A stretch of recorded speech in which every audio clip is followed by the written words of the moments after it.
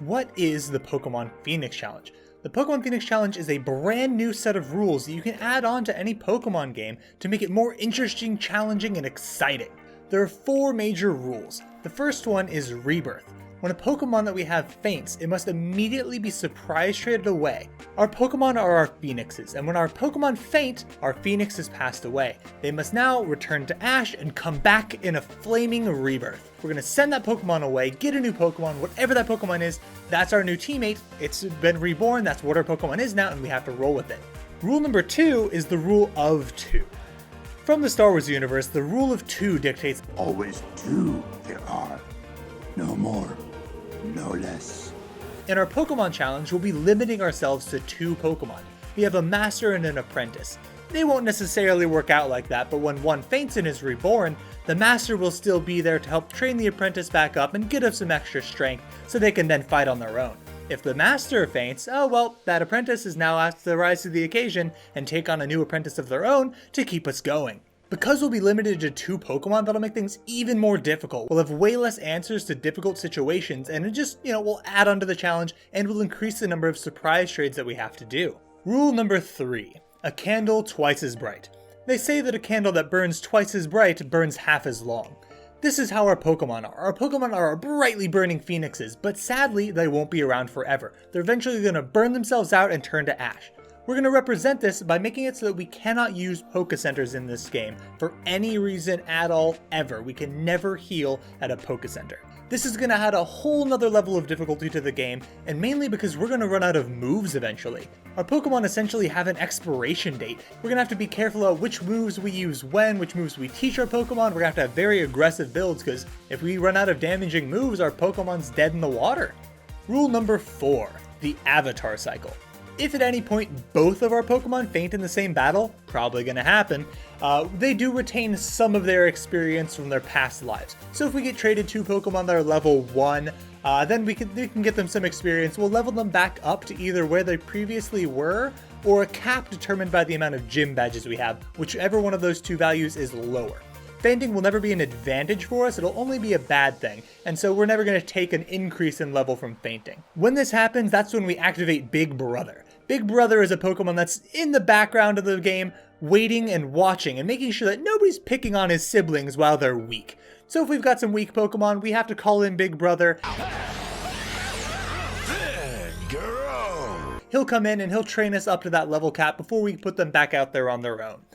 We're going to be scoring ourselves at the end of this game, and the amount of Big Brother uses we take will count against us. Those are the 4 main rules. In addition to those, we have a couple little clauses, one of which is the Rattata clause. Essentially, this is if we get the same Pokemon more than 3 times by trading, then we can send it back at that point. If we've already had 3 Rattatas in our playthrough, when we get the 4th Rattata, we can choose to send it back. If we think that that Pokemon will be a good addition to our team, we can choose to keep it. We just don't have to keep it at that point. The second clause is the Overpowered clause. If we surprise trade away a Pokemon and it comes back at a level higher than our current level cap based on our badges, we have to send that Pokemon back. We want to keep this fair, keep it interesting. We don't want to get a level 100 Pokemon that might disobey us, but will essentially carry us through and make things too easy. So if they're above that cap, we send them back and we get something new. The last clause is the Ditto clause. Now, this isn't for actual Dittos. If we get a Ditto, we do have to use it. That'll be interesting. The Ditto clause is that if we send away a Pokemon and it comes back as the exact same Pokemon or something in the same line, Rattata, Raticate, then we have to send that Pokemon back, even if we want to keep it. That was a glitch. The Pokemon wasn't actually reborn. They have to be sent back and we'll get something new. Those are all the rules. Quick recap.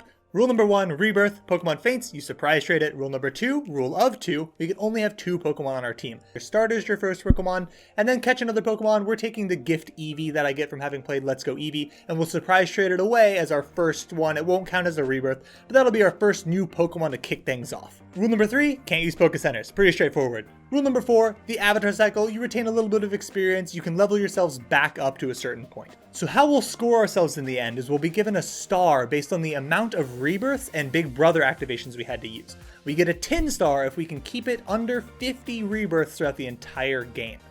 I think it's a pretty, generous threshold. I hope we don't go over 50 rebirths. That would be kind of crazy if we do. The next level up is a copper star. We get a copper star if we keep it under 40 rebirths and a maximum of 10 Big Brother activations.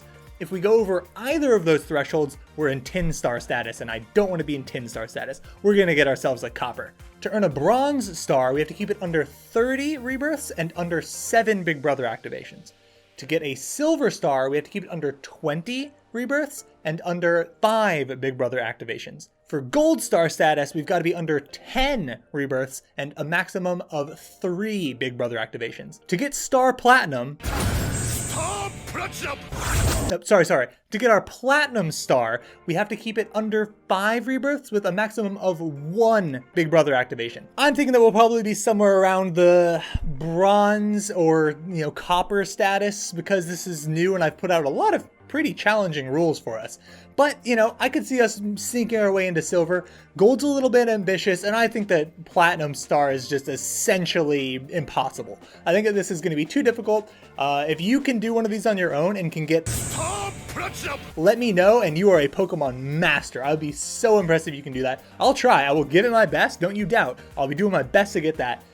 But I think it's probably a little bit unrealistic. The Phoenix Challenge starts as soon as you get to the wild area, because that's where you're finally able to make a surprise trade for the first time. We're going to send away our Eevee and see what we get. That's it for the rules though. Episode 1 comes out the day after this video goes live, and there will be a brand new episode coming out every single day of this challenge.